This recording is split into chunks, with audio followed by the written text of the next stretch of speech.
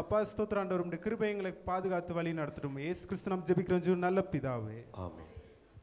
உட்காரும். ஹல்லேலூயா, ஹல்லேலூயா.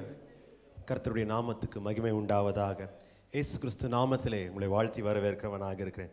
வாசிப்போம். நாம் வாசித்ததான சங்கீதம் 148 சங்கீதம் 1 வசனத்தை வாசிப்போம். அல்லேலூயா.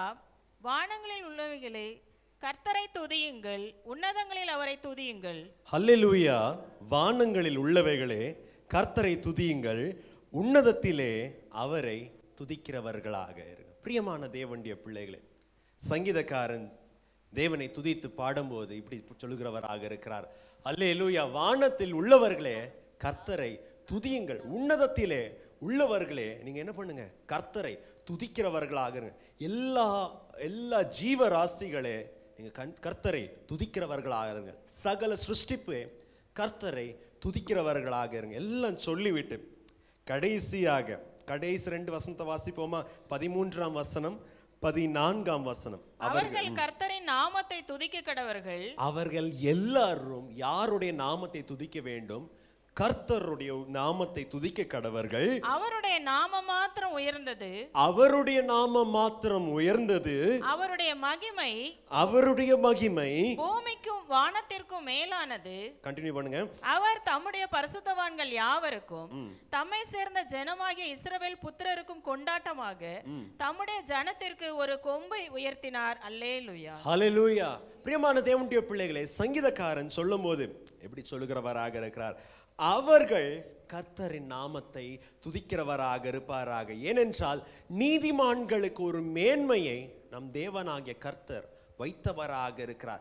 He alone is worthy of our praise. பாருங்க, வசனம் சொல்லுகிறதா இருக்கு. நான் 13 வசனத்தை நான் வாசிக்கிறதாக இருக்கிறேன். அவர்கள் கர்த்தரின் நாமத்தை துதிக்க கடவர்கள், அவருடைய நாமம் மாத்திரமே உயர்ந்ததாக இருக்கு. ஹல்லேலூயா. பிரியமான தேவனுடைய பிள்ளைகளே, பூமியில் அநேக காரியங்களை குறித்து உயர்த்துகிறவர்களாக இருப்பார்கள். அநேக காரியத்தை குறித்து பெருமையாக பேசுவார்கள், மேன்மை பாராட்டுகிறவர்களாக இருப்பார்கள். ஆனால் பிரியமான தேவனுடைய பிள்ளைகளே, சங்கீதக்காரன் சொல்லும் போது இப்படி சொல்லுகிறார். சிலர் ரதங்களை பார்த்தும் சிலர் குதிரைகளை பார்த்தும் பெருமையாக பேசுவார்கள், மேன்மை பாராட்டுகிறவர்களாக இருப்பார்கள். ஆனால் நாங்களோ எங்கள் கர்த்தராகிய தேவனை குறித்தே மேன்மை பாராட்டுகிறவராக இருப்போம். ஏனென்றால் அவர்கள் விழுந்து இருக்கும் போது, உலகத்திலே கஷ்டங்கள் வரும்போது, உலகத்திலே போராட்டங்கள் வரும்போது, உறுதியான அஸ்திபாரம் இல்லாதவர்கள் விழுந்து போவார்கள்.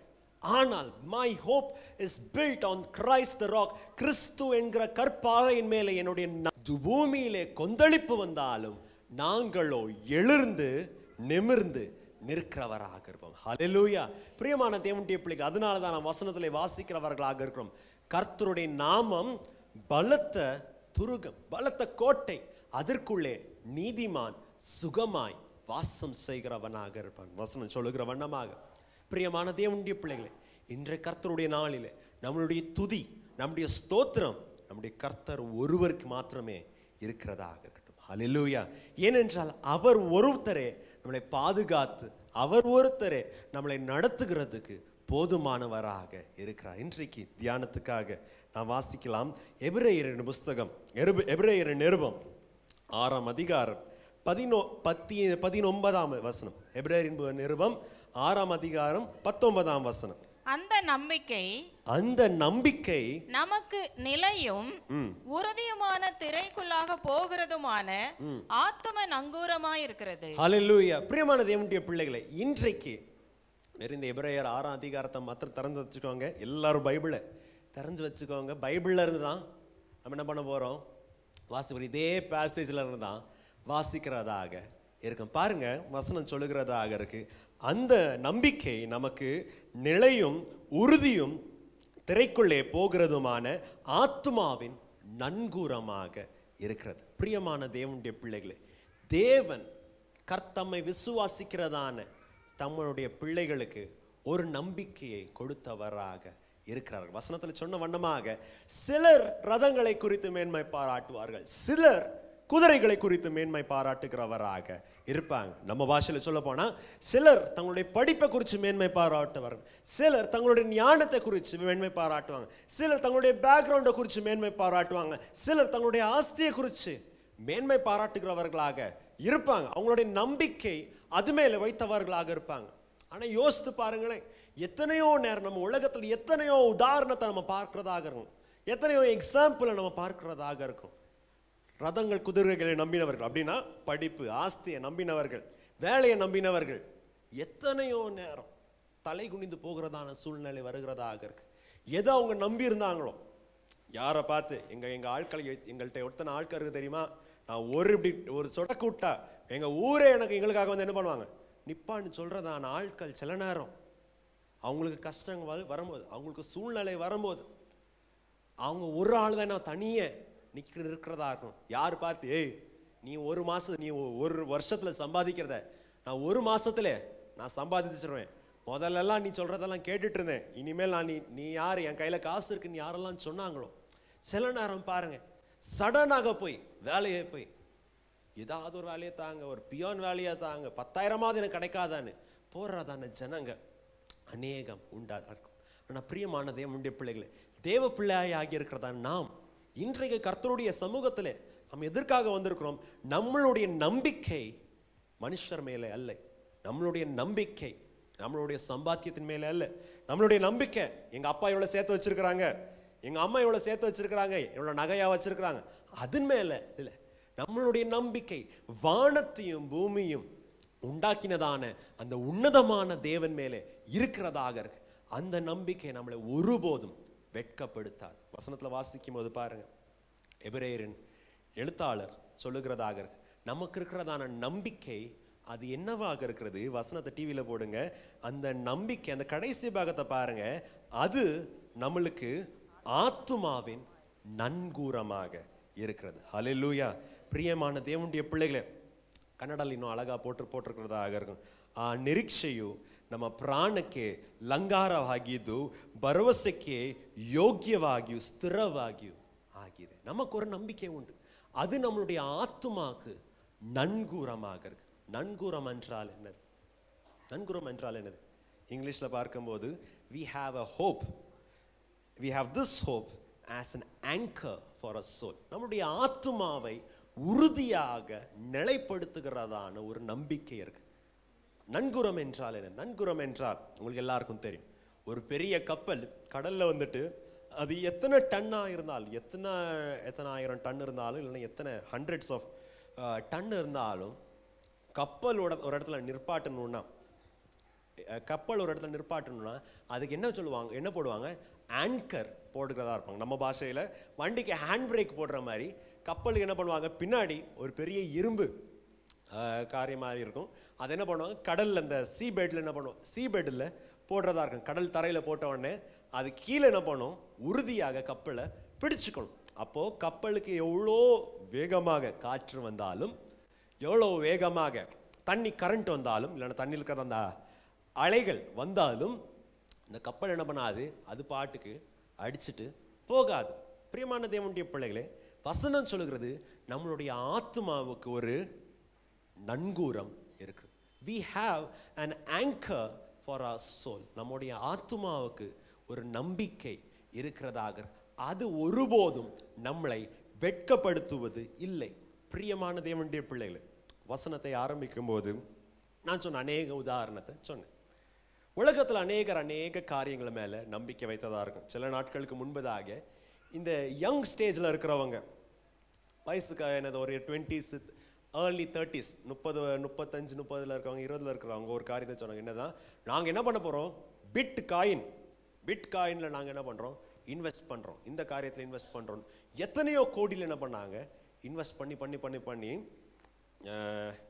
ஒரே நாள் அதோடைய வேல்யூ என்ன ஆகி போச்சு, கம்மியாயிடுச்சு. சடனா மார்க்கெட்ல இருந்தோடனே எத்தனை காசை போட்டாங்களோ எல்லாம் போனதா இருந்துச்சு. எத்தனையோ பேர் சீட்டு போட்டு, நான் இதை சீட்டை கட்டி எல்லாம் காசெல்லாம் சேர்த்து என் பிள்ளைக்கு ஒரு நல்ல காரியத்தை செய்யறதா இருக்கிறேன், இல்லைன்னா ஒரு வீடு கட்டுறேன், ஒரு காரியத்துக்கான எல்லாம் அவங்க நம்பிட்டு இருக்கும் போது சடனா என்ன பண்ணிடுறாரு, சீட்டு கொடுத்த ஆள் எல்லாத்தையும் தூக்கிட்டு ஓடிடுறாரு. அவங்க ஊரை பார்த்து ஓடுறதாக இருக்காங்க.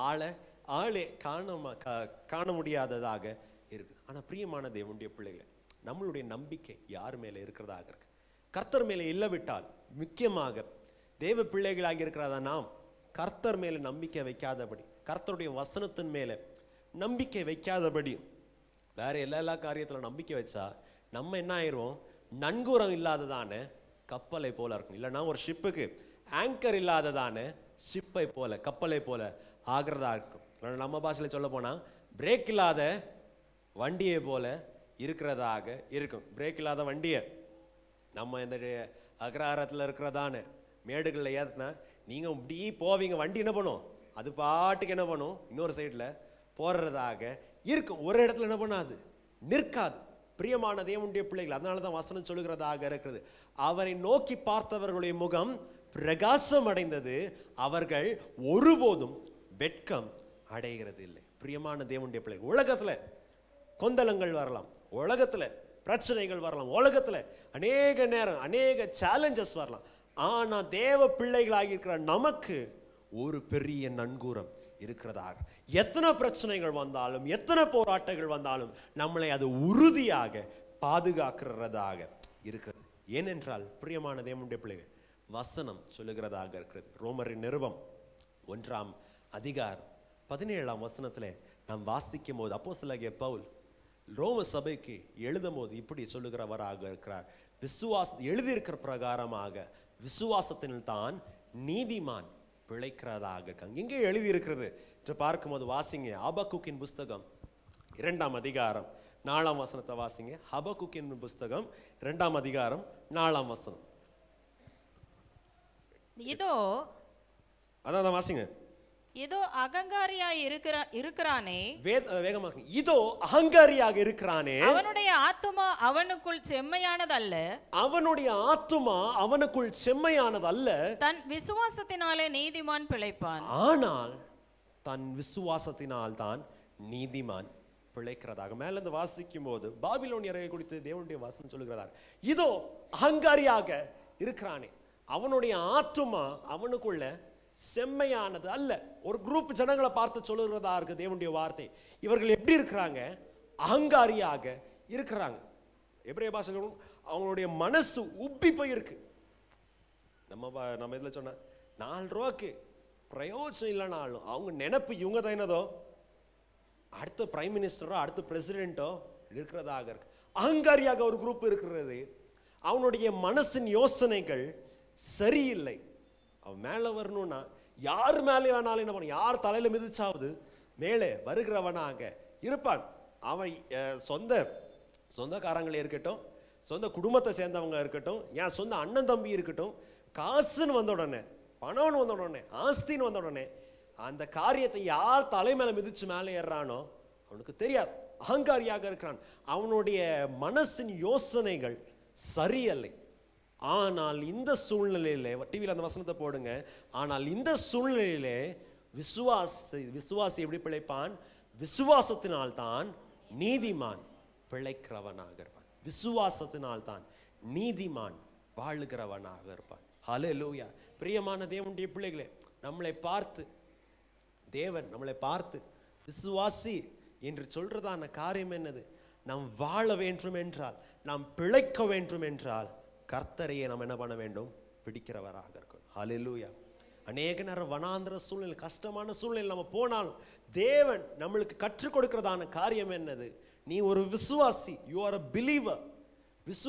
விசுவாசத்தினால் தான் நீதிமான் பிழைப்பான். மனுஷன் அப்பத்தினால மாத்திரம் அல்ல, தேவனுடைய வார்த்தை தான் பிழைப்பான் என்று அநேக நேரம் கஷ்டத்தின் மத்தியிலே, வனாந்திரத்தின் மத்தியிலே தேவன் நடத்துகிறவராக இருக்கிறார். ஹல்லேலூயா. பிரியமான தேவனுடைய பிள்ளைகளே, அதனால தான் வசனம் சொல்லுகிறதாக நம்பிக்கை, விசுவாசம் என்றால் நம்ம இதில் காரியத்தில் சொன்ன நம்ம அநேக நேரம் there is a misconception. சிலவங்க சொல்றதான காரியம், நீங்கள்லாம் விசுவாசிகளாக இருக்கக்கூடாது, விசுவாசிகளாக இருக்கிறாதபடி வேற காரியங்களா, சீஷர்களாக இருக்கணும், ஏதோ ரெண்டும் ஆப்போசிட் இது காரியம் மாதிரி. பிரியமான தேவனுடைய பிள்ளைகளே, விசுவாசியா இருக்கிறது ஏதோ ஒரு கெட்ட வார்த்தை அல்ல. ஏனென்றால் விசுவாசி, a believer is not a person who does wishful thinking. கண்ணை மூடிட்டு இன்னைக்கு நல்லா இருக்கணும், அது விசுவாசம் இல்லை. விசுவாசம் என்றால் என்னது, நான் விசுவாசித்தவர் இல்லைன்றால் நான் நம்புபவர் யார் என்று நான் அறிந்திருக்கிறேன். 2 தீமோத்தி 1ஆம் அதிகாரம் 17ஆம் வசனத்தில் அப்போஸ்தலனாகிய பவுல் சொல்லுகிற வண்ணமாக, நான் நம்புகிறது யார் என்று நான் அறிந்தவனாக இருக்கிறேன். அதனால தான் என் பேர் என்னது? விசுவாசி. Since I trust in the all faithful Lord Jesus Christ, சர்வ வல்லமை உள்ளதான சகல நம்பிக்கைக்கும் பாத்திரம் உள்ளதான நான் என்னுடைய கர்த்தராகிய இயேசுவை நான் நம்புறதுனால தான் என் பேர் என்னது? விசுவாசி. எதுக்காக நான் சொல்றேன்? சில நேரம் சிலவங்க ஒன்றும் தெரியாம ஏதோ ஒன்று சொல்லணும், இந்த கேட்ச் ஃப்ரேஸ் சொல்றதாக, இந்த எலெக்ஷனுக்கெல்லாம் சொல்றதா, நீங்க விசுவாசியா இருக்கக்கூடாது, சீஷரா இருங்க. விசுவாசி நான் சர்ச்சில் இருக்கிற ஆள் தான், சீஷன் நான் வெளியே இருக்கிறதா நாள். ஆனால் பிரியமான தேவனுடைய பிள்ளைகளை, எதுக்காக நான் சொல்லுகிறேன்? சபைக்கு எதுக்காக நீங்க நம்ம ஜாக்கிரதையாக எச்சரிக்கை உள்ளதாக. நான் கிரேக்க பாஷை படிச்சிருக்கிறதுனால, பைபிளை கொஞ்சம் மூல பாஷையில படிச்சிருக்கிறதுனால, விசுவாசி என்றால் நான் இப்ப சொன்ன நம்ம உறுதியாக ஒரு ஆளை பிடிச்சு நம்புறதா. சீஷன், டிசைபிள் என்னது? ஒரு ஃபாலோவர், ஒரு குருவுக்கு கீழே வர்றதான சீஷன். புரிஞ்சுதா? குருவுக்கு கீழே வர்றதான ஆள் தான் சீஷன். ஏன்னா இயேசுவுக்கு சீஷர்கள் இருந்தாங்க, மோசேக்கு என்ன இருந்தாங்க? சீஷர்கள் இருந்தாங்க, யோவான் ஸ்நானகனுக்கு சீஷர்கள் இருந்தாங்க. ஆனா ஒரு டீச்சரை ஃபாலோ பண்றதை விட்டு, ஒரு பிலாசபியை ஃபாலோ பண்றதை விட்டு, ஒரு ஆளு மேல நம்பிக்கை வைத்து என் உயிரை கூட இவருக்காக கொடுக்கிறது, அது எத்தனை மேன்மையான காரியம். ஹல்லேலூயா. ஏனென்றால் உங்களுக்கு எல்லாம் தெரியும், இப்போ ஒரு டீச்சரை நான் ஃபாலோ பண்றேன், அவர் சொன்ன மாதிரி நான் என்ன பண்ணுவேன்? போவேன். எனக்கு எல்லாம் முடிஞ்ச பாருக்கு, நான் என்ன பண்ணலாம்? இவரை விட்டுட்டு நான் தனியாக இன்னொரு இடத்துக்கு போகலாம். அப்படித்தானே நம்ம பார்க்கணும். இயேசுவின் சீஷர்களும் அவங்களுக்கு எப்பெல்லாம் இது கடினமான உபதேசம் உடனே சீஷர்கள் என்ன பண்ணாங்க? ஸ்டூடெண்ட்ஸ் என்ன பண்ணாங்க? ஒன் பை ஒன் என்ன பண்ணாங்க? தூரமாக போறதாக. ஆனா விசுவாசி என்னது? என் ஜீவனத்தின் ஆதாரம், என் வாழ்க்கை நம்பிக்கை இவர் மேலதான் இருக்கிறதாக. அதனால இவரை தான் நான் என்ன பண்ணுவேன்? பிடிக்கிறதாக. பிரியமான தேவனுடைய பிள்ளை, இந்த ஸ்லோகங்கள் நீங்க என்ன பண்ணாதீங்க, நம்பாதீங்க. நான் விசுவாசி என்றால் யாரு? நான் ஒரு மனுஷனை விசுவாசிக்கல, என்னை நடத்துகிறதான உன்னதமான தேவனை நான் விசுவாசிக்கிறவனாக இருக்கிறேன். ஹல்லேலூயா. நான் விசுவாசித்தவர் இன்னார் என்று நான் அறிந்திருக்கிறேன். அவர் கையில் நான் என்னத்தை ஒப்பு வைக்கிறேன்? இந்த கஷ்டமான உலகத்துல, கேள்விக்குறியான உலகத்துல, நாளைக்கு என்ன ஆகும்னு தெரியாம இருக்கிறதான குவெஸ்டின்ஸ் நிறைந்ததான உலகத்துல நான் அவருடைய கையில் நான் என்னத்தை அர்ப்பணிக்கிறேனோ, அவர் முடிவு வரைக்கும் என்ன பண்ணுவார்? பத்திரமாக பாதுகாத்துக் கொள்வார். ஹல்லேலூயா. That is why I give my full trust to him. அதனால தான் ஒவ்வொரு நாளும் கண்களை மூடி, ஏதோ சிலவங்க சொல்ற மாதிரி இயேசு ஒரு மதம் இல்லை, கிறிஸ்தவம் ஒரு மதம் இல்லை, அது ஒரு வாழ்க்கையின் பிலாசபி இல்லை. வாழ்க்கையின் பிலாசபினா என்னது? நான் கேட்கும்போது என் வாழ்க்கை நல்லா நடக்கும்போது, ஓகே நான் இந்த பிலாசபியை ஃபாலோ பண்றேன், இந்த தத்துவத்தில் நான் போறதாக இருக்கிறேன். ஆனா கிறிஸ்துவை நான் விசுவாசமாக பிடித்திருக்கிறேன் என்றால் அர்த்தம் என்னது? அவரோடு நான் உறவு கொண்டிருக்கிறேன். ஒவ்வொரு நாளும் என்னுடைய அன்றன்றை தேவைக்கும் அவர் முன்னாடி தான் நான் என்ன பண்ணுவேன்? முழங்கால் போட்டு, கர்த்தாவே, காகங்களை போஷிக்கிறதான தேவனே, இன்றைக்கு நீங்க என்ன பண்ணுங்க? என்ன போஷிங்க. பட்சிகளுக்கு போஷிக்கிறதான தேவனே, காட்டு புஷ்பத்தை உடுத்து வைக்கிறதான தேவனே, நான் உம்மை விசுவாசிக்கிறேன். நீர் நம்பிக்கைக்கு பாத்திரர். என்னுடைய குடும்பத்துக்கு இந்த நாளுக்கு வேண்டியதான வழிவாசலை நீங்க தரீங்க. என்னுடைய குடும்பத்துக்கு இன்றைக்கு வேண்டியதான காரியத்தை நீங்க கொடுங்க. இந்த காரியத்துக்கு நான் போறேன். என்னுடைய வழிகளை செம்மையாக்குங்க. ஏனென்றால் உங்க மேல நான் விசுவாசம் வைத்ததாக இருக்கேன். ஹல்லேலூயா. பிரியமான தேவனுடைய பிள்ளைகள், நான் மீண்டுமாக சொல்றேன், இந்த கேட்ச் ஃப்ரேஸ் தியாலஜி சும்மா டிவியில சொல்றதுக்கு நல்லா இருக்கும். விசுவாசிங்க விஷ ஊசிங்க பதில் நீங்க எல்லாரும் இதவாகணும் இல்லை. விசுவாசி என்றால் நான் கர்த்தர் நான் உறுதியாக பிடிச்சுக்குவேன். என் உயிரே போகட்டும், நான் அவரை தான் என்ன பண்ணுவேன்? உறுதியாக பிடித்து கொள்ளுகிறதாக, வசனத்துக்கு நேராக வருகிறதாக இருப்போம். வசனம் என்ன சொல்லுகிறதாக இருக்கு? நம்மளுடைய ஆத்துமாக்கு ஒரு நன்குரம் இருக்கு. We have an anchor for our soul. வாழ்க்கையின் புயலிலே, வாழ்க்கையின் கஷ்டத்திலே நமக்கு ஒரு நன்குரம் இருக்கிறதாக இருக்கிறது. நான் வசனத்தை டிவியில் போடுங்க. எபிரேயரின் நிருபம் 6ஆம் அதிகாரம் 19ஆம் வசனத்தை போடுங்க. வசனம் எப்படி சொல்லுகிறதாக இருக்கு பாருங்க. அந்த நன்குரம் எப்படி இருக்கிறதாக இருக்கு? உறுதியும் நிலையுமாக இருக்கிறதாக. இந்த நங்கூரத்தை நான் விசுவாசிக்கலாம். என் கர்த்தர் மேல வச்சிருக்கிறதான நம்பிக்கை நான் விசுவாசிக்கிறதாக இருக்கலாம். அதனால தான் நம்ம பாடுகிறோம், என் தேவன் எனக்கா எப்படியாவது, அவர் வார்த்தை சொன்னா எப்படியாவது என்ன பண்ணுவார்? செய்வார். என்றாகிலும் அவர் என்னை மறந்தது உண்டா? கிரகிக்க முடியாததான காரியத்தை என் தேவன் எனக்காக செய்வார். அவர் மேல நான் உறுதியாக பிடிச்சிருக்கேன். ஏனென்றால் வழிவாசல் இல்லைன்னா அந்த இடத்துல இந்த காரியம் நடக்கவே நடக்காது. இந்த போஸ்டே இல்லை உனக்கு. இந்த மாதிரி வியாதி சுகமான சரித்திரமே இல்லை. அந்த மாதிரி சூழ்நிலையில தான் நம்ம தேவன் சொல்லுகிறார், நான் வனாந்தரத்திலே வழியை உண்டாக்குறவனாக இருப்பேன், மணல் பூமியிலே நதிகள் ஆறுகள் பெருக்கெடுத்து ஓடும்படியாக நான் செய்கிறதாக இருப்பேன். யார் இந்த தேவன்?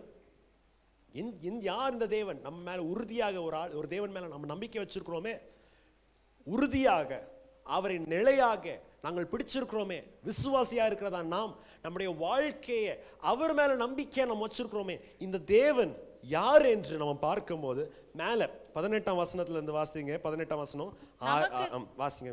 நமக்கு முன் வைக்கப்பட்ட நம்பிக்கையை பற்றி கொள்ளும்படி அடைக்கலமாய் ஓடி வந்த நமக்கு 2 மாறாத விசேஷங்களினால் நிறைந்த ஆறுதல் உண்டாகும்படிக்கு எவ்வளவேனும் பொய்யுரையாத தேவன் அப்படி செய்தார். பாருங்க, இந்த தேவன் யாரு? எவ்வளவேனும் இவர் பொய் உரையாதான தேவனாக இருக்கிறார். தேவன் மனுஷன் அல்ல, மனுபுத்திரன் அல்ல. he is not a man or a son of man that he should lie. முகதாட்சியத்தை பார்த்துவிட்டு அன்னைக்கு செஞ்சுட்டேன், இனிமே நான் என்ன பண்ண மாட்டேன், ஓகே நான் மறந்துட்டேன், என்னால் செய்ய முடியாதுன்னு அவர் என்ன பண்ண மாட்டார், சொல்ல மாட்டார். இங்க இங்கிலீஷ் பைபிள்ல பார்க்கும்போது he is a God for whom it is impossible to lie. அவருடைய கேரக்டர்லயே பொய் சொல்றதான கேரக்டர் இல்லை. நீங்க போய் கர்த்தாவே ஒரு பொய் சொல்லுங்கன்னு சொன்னாலும் அவர் என்ன பண்ண மாட்டாரு, சொல்ல மாட்டார். ஏன்னா அவருடைய கேரக்டர்லே a God who is unable to lie. அவர் சொன்னார்னா அது கண்டிப்பாக செய்கிறவராக இருப்பார். ஹல்லேலூயா. ஏன்னா பிரியமான தேவனுடைய பிள்ளைகளே, நம்ம வாழ்க்கையில பார்க்கும்போது அநேகரை நம்ம பார்த்துருக்கோம். ஒரே மூச்சில் என்ன பண்ணுவாங்க, ஒரு 10 பொய் என்ன பண்ணுவாங்க, சொல்றதாக இருப்பாங்க. அதுவும் விசுவாசிங்க சர்ச்சில் இருக்கிறதான ஜனங்க சொல்றது பார்த்தா நமக்கு என்ன ஆயிரும், எப்பா இவங்க எப்படி தான் நிம்மதியா நைட்டு தூங்குறாங்களோன்னு நம்மளுக்கே டவுட்டாம். ஃபோன் பண்ணிட்டு, எங்கப்பா இருக்க தம்பி? அண்ணே ரொம்ப வேலையா இருக்கிறேனே, எனக்கு கொஞ்சம் அர்ஜென்ட்டாக இருக்குன்னு வர முடியாது. எட்டி பார்த்தா சர்ச் முன்னாடி தான் என்ன பண்ண, ஃபோனை பேசிட்டு நம்மள்கிட்ட தான் என்ன பண்ணுவார், ஃபோனை பேசிட்டு ஆனால் ஆள்பேர் கூட போகிறதாக இருப்பாங்க. இல்லை நான் பேசும்போது பயங்கரமா, இல்லை உங்களை தான் நான் நினச்சிட்டு இருந்தேன், உங்களை தான் அப்படி பண்ணிட்டு இருந்தேன். பார்த்தா இதே டைலாகு 4-5 பேருக்கு என்ன பண்ணியிருப்பார் இந்த அம்மா சொல்லிட்டு வர்றதாக இருப்போம். ஆனால் பிரியமான தேவனுடைய பிள்ளைங்க, நம்ம தேவனை பாருங்க, அவரிடத்துல நம்ம அடைக்கலமாக போறதாக. அந்த 18ஆம் வசனம் டிவியில பாருங்க, நமக்கு முன்பதாக வைத்திருக்கிறதான நம்பிக்கையை பற்றி கொள்ளும்படிக்கு அவர்கிட்ட நம்ம என்ன பண்ணலாம், அடைக்கலமாக போறதாக இருக்கலாம். ஹல்லேலூயா. ஏசாயா தீர்க்கதரிசன புஸ்தகத்துல வாசிக்கும் போது வசனம் சொல்லுகிறதாக இருக்கு, பெருங்காற்றுல ஒதுங்கி இருக்கிறதான இடம் அவர் தான். மகா பெரிய வெள்ளத்துல தங்கி நிற்கிறதான உறுதியாக நிற்கிறதான பர்வதம் அவர் தான். அவர்கிட்ட நம்ம என்ன பண்ணலாம், உறுதியாக போய் அவரை பிடிச்சுக்கலாம். கஷ்டம் வரும்போது, போராட்டம் வரும்போது, மனுஷர்கள் எல்லாம் நம்மளை கைவிடும் போது, எல்லாம் நம்மளை தனியா விடும் போது, அவரை நம்ம கர்த்தராகி இயேசுவை நம்ம தைரியமா பிடிச்சுக்கலாம். எதற்காக? பிரச்சனை போராட்டம் வரும்போது நம்மளை நட்டாத்துல விட்டுட்டவர் போக மாட்டார். வசனம் சொல்லுறதான காரியம் அப்படித்தானே. நமக்கு வைக்கப்பட்டதான நம்பிக்கையை பற்றி கொள்ளும்படிக்கு நம்ம என்னவா இருக்கணும், அவர்கிட்ட அடைக்கலாமாக அவர்கிட்ட போய் ஒதுங்கிக்கலாம். மனுஷர்கள் கைவிடும் போது, அநேக நேரம் பிரியமான தேவனுடைய பிள்ளைகள் பிரச்சனைகள் வரும்போது, போராட்டங்கள் வரும்போது, கஷ்டங்கள் வரும்போது, ஒரு பிரச்சனை ஒரு ஆங்கிள் இருந்து வந்தா பரவாயில்ல, ஒரு சைட்ல இருந்து வந்து ஒரு பிரச்சனைனா ஓகே சரி, இதை நம்ம எப்படி பண்ணுவோம், எப்படி ஃபேஸ் பண்ணுவோம், 2னா பரவாயில்ல, மேனேஜபிள். ஆனா அநேக நேரம் ஒரு பிரவாகம் வர போற ஒரே நேரத்துல தான் கடன்காரன் அந்த நேரம் தான் வரணும்னு சொல்லுவான். அப்பதான் பிள்ளைங்க வந்து சொல்லணும், அப்பா எனக்கு என்ன பண்ணும், ஃபீஸு கட்டணும். அப்பதான் இன்னொரு ஆள் வந்து சொல்லுவான், எனக்கு இந்த நீ அன்னைக்கு லோன் வாங்கினது கட்டுறதா இருக்கணும். அப்போ இந்த சூழ்நிலை தான் நம்மளுடைய டிவிஎஸோ நம்மளுடைய ஆட்டோ அப்பதான் என்ன பண்ணும், கஷ்டம் இருக்கிற நேரத்துல தான் நம்ம ஆட்டோ வண்டி என்ன பண்ணும், அப்போ அதுதான் என்ன பண்ணும், ரிப்பேரு ஆகும். அந்த நேரத்துல வீட்டில் ஏதோ ஒரு வேலை வர்றதா இருக்கணும், அந்த நேரத்தை பார்த்து ஹாஸ்பிட்டல் செலவு வர்றதாகணும். எல்லாரும் சேர்ந்து ஒரு பிரவாகத்தை மாதிரி வரும்போது நமக்கு ஒரு நம்பிக்கை இருக்கு, நான் விசுவாசிக்கிறதான கர்த்தர்கிட்ட நான் ஒதுங்கி அடைக்கலாமாக இருக்க முடியும். ஹல்லேலூயா. அவர் ஜல பிரவாகங்கள் நம் மேல வந்தால் நம்மளை மூழ்காதபடி, ஆழ்ந்த அழியில நாம் முழுங்காதபடி அவர் நம்மளை தூக்கி கண்மலையின் மேலே நிறுத்துகிறதுக்கு அவர் போதுமானவராக, வசனத்துக்கு நேராக வருகிறதாக இருக்கும். அவர் நம்மளுக்கு 2 காரியத்தை பண்ணினவராக. வாசிங்க அந்த வசனத்தை 18 திருப்பியும் வாசிங்க. நமக்கு முன் வைக்கப்பட்ட நம்பிக்கையை பற்றி கொள்ளும்படி அடைக்கலமாய் ஓடி வந்த நமக்கு 2 மாறாத விசேஷங்களினால் நிறைந்த ஆறுதல் உண்டாகும்படிக்கு எவ்வளவேனும் பொய்யுரையாத தேவன் அப்படி செய்தார். 2 காரியத்தை வசனத்துல வாசிக்கும் போது நான் வேகமாக நான் போகிறதாக இருக்கேன். தேவன் எவ்வளவேனும் பொய் உரையதான தேவன், நமக்கு நன்கூரமாக இருக்கிறதான தேவன், நம்மளுக்கு நம்பிக்கை கொடுக்கிறதான தேவன், a God who does not lie, நமக்கு ஒரு ரெஃப்யூஜாக, நமக்கு ஒரு பாதுகாப்பாக இருக்கிறதான தேவன் நம்மளை ஆறுதல் படுத்தும்படியாக 2 காரியத்தை சொல்லியிருக்கிறார். 2 காரியம் என்னது? மேல இருந்து நம்ம வாசித்து வரும்போது சமயம் இல்லாத நான் வேகமாக சொல்றேன். 2 காரியத்தை தேவன் தன்னை விசுவாசிக்கிறதான தன்னுடைய பிள்ளைகளுக்கு செய்கிறதாக இருக்கிறார். 1, தேவன் ஒரு வாக்குத்தத்தத்தை கொடுக்கிறவராக இருக்கிறார். 2வதாக அந்த வாக்குத்தத்தத்தை நான் நிறைவேற்றுவேன் என்று ஒரு பிரமாணத்தை செய்கிறார். ஒரு உடன்படிக்கை பண்ணி இதை நான் நிறைவேற்றுவேன்.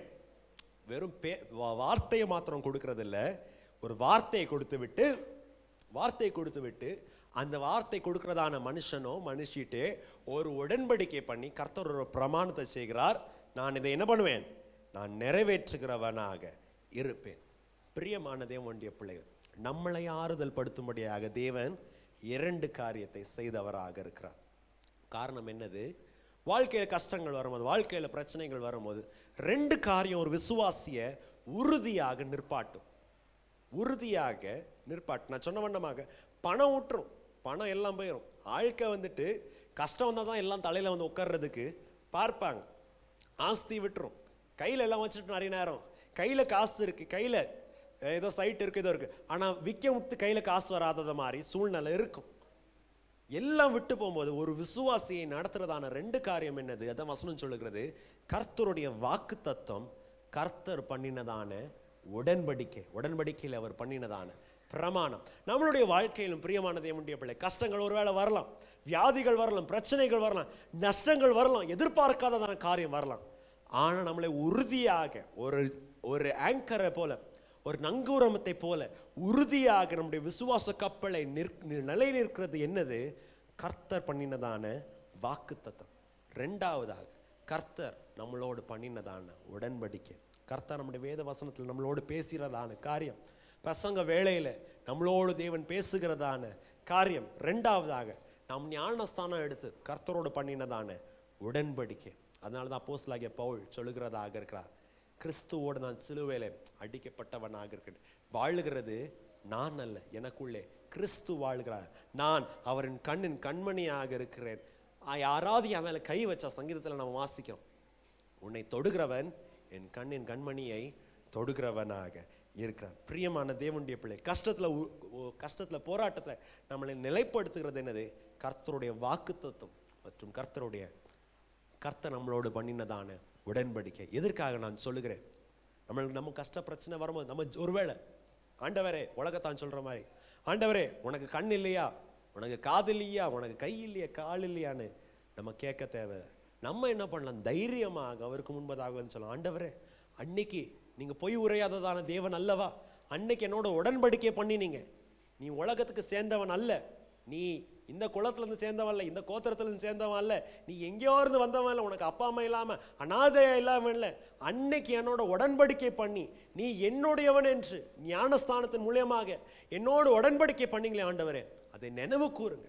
கர்த்தாவே எனக்கு அநேக வாக்கு தத்தத்தை பண்ணீங்களே ஆண்டவரே, அதை நீங்கள் நினைவு கூறுங்கன்னு தைரியமாக அவருக்கு முன்பதாக போய் ஜெபிக்கலாம். இங்கே பாருங்க, எபிரேயரின் எழுத்தாளர் ஒரு உதாரணத்தை கொடுக்கிறார். நம்ம எல்லாம் விசுவாசத்திலே வளரும்படியாக ஒரு உதாரணத்தை கொடுக்கிறார். ஒரு மனுஷனுக்கு தேவன் வாக்குத்தத்தத்தை கொடுத்திருக்கிறார். வாக்குத்தத்தத்தை நிறைவேற்றுவேன் என்ற ஒரு பிரமாணத்தை பண்ணி அவனோட ஒரு உடன்படிக்கை பண்ணினவராக இருந்தார். யார் இந்த மனுஷன்? நம்மளுக்கு எல்லாருக்கும் தெரிந்ததான காரியம். மேலே வாசிக்கும் போது 13ஆம் வசனம் 14ஆம் வசனத்தை வாசிங்க. அதே அதிகாரம் டிவியில் போடுங்க. 13ஆம் வசனம் 14ஆம் வசனம். Abraham